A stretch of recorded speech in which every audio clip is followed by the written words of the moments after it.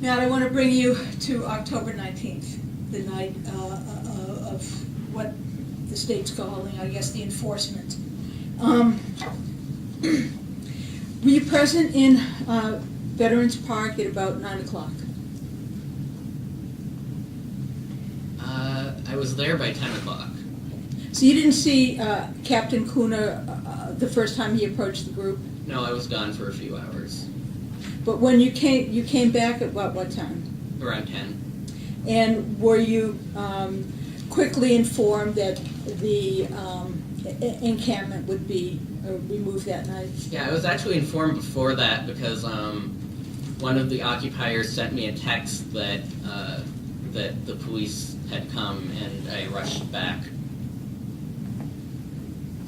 So I need to ask you, I mean, the state has said that every occupier was given a choice, and the choice was to leave the park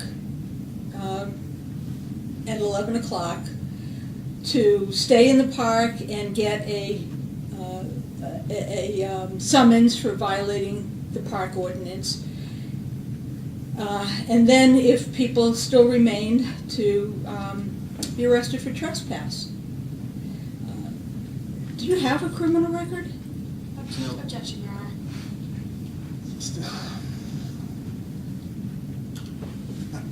All right, I'll withdraw that. Members of the jury, whether or not the defendant has a criminal record is not for your consideration. Individual criminal records are introduced on a very, very limited basis, and generally they're screened by the court before this topic comes up. So we're not going to, don't think of, each defendant is presumed innocent as they walk into the courtroom. Let's just keep it at that, okay? You chose not to leave voluntarily. You chose not to just be satisfied with a curfew violation. You chose to stay there and to be arrested for trespass, right? Correct. Now's your chance. Tell the jury why. The first reason is that I shouldn't have to leave when I'm protesting in a public park. I believe that my right to free speech and my right to assembly carries far more weight than a park curfew ordinance. More importantly, I believe very strongly in what I was doing that night, and I felt morally obligated to stay in the park. What message would it have sent if I had left? It would have sent the message that I have the right to speak out against economic and social oppression only at those times when it is convenient to those in power. If I had chosen to leave the park, it would have also sent a message that I was abandoning those of the vulnerable that I had met of my city, that I had formed deep human connections with. What do I mean by this? While I was in Victory Park and Veterans Park for 5 days, I saw countless numbers of homeless veterans sleeping in the park who weren't necessarily associated with the Occupy movement, who were there because they had nowhere else to go, because they felt like their country had abandoned them. While I was there, I met a homeless mother of 3 who was standing by the road at Victory Park, and she was holding a sign that said, "I'm homeless. Do I have a voice?" And it broke my heart, because not only could I feel her pain, but I know what it's like to not have a voice, to feel like my voice is being drowned out by enormous corporate influence. I know what it's like to feel like a trespasser in my own city for gathering with others and speaking my mind.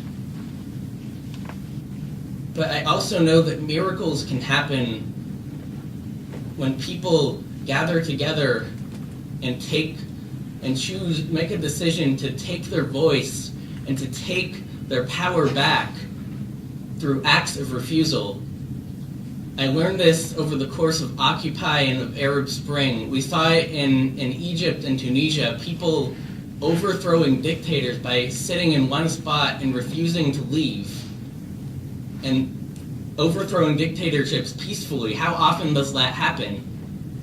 And here in Veterans Park, I saw what I've never seen done, and we fed and clothed the homeless whose needs were not being met. And not only that, we led by example, and we showed that it is possible for people to get together and create a consensus democracy that is fair to all and that excludes none. All of this is essential to the Occupy movement. All of this could not have been expressed through another way, through voting or through petitioning the government or through leaving the park at 11 after being told to. For me, Occupy is about endurance. Occupy is about standing up for what is right, even when the injustices are higher than the clouds and you can't even afford a stepladder. I chose to stay in the park for those reasons, and had I the choice over again, if I had to relive that moment every day for the rest of my life, I would still stand by my principles and choose not to leave the park. Matt, your witness.